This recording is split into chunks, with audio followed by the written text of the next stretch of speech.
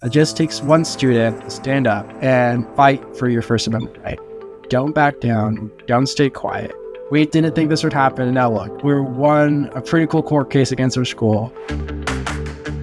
Because Alejandro and his friends Daniel and Juliette stood up for their rights, we're able to secure a massive victory for free speech, not only for the students at Clovis Community College, but also students at 3 other colleges in the community college district. Their win impacts over 50,000 students in California.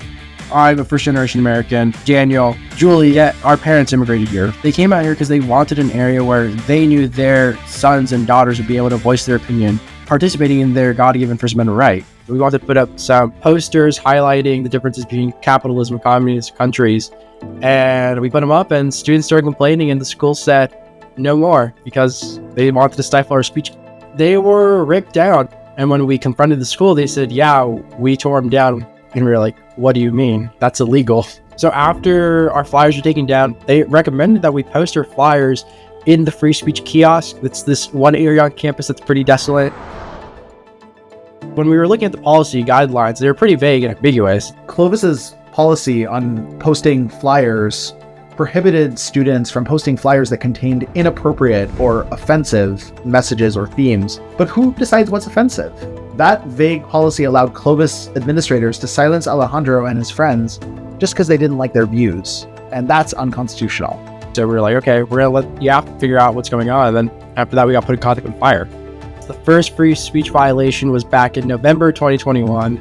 They doubled down again in December, and we knew something was not right at the school. The school took down their anti-communist flyers and then just kept violating the students' rights.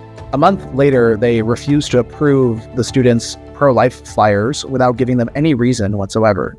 At the time, we were really, really upset about it because to us, this was one of the few ways that students are allowed to have a voice on a college campus. College used to be a place where students would learn how to think, and it's changed over time to like, this is what you're going to think.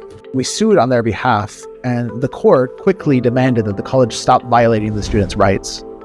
The court also declared that the flyer policy was likely unconstitutional, but Clovis decided to be stubborn and keep fighting. They appealed the decision to the Ninth Circuit Court of Appeals, and not surprisingly, we won there as well, and we got a really compelling pro-free speech decision from the court. So after that, the college finally decided that it was time to give up its fight. After 3 years, we finally came to a very positive agreement.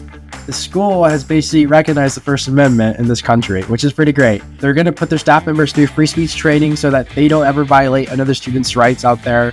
They're going to compensate the chapter and the chapter members for their egregious free speech violations they faced for a whole year while they were on campus. So the court issued an order that permanently prohibits all of the colleges in the district from banning inappropriate or offensive speech, or from censoring student groups because of their views.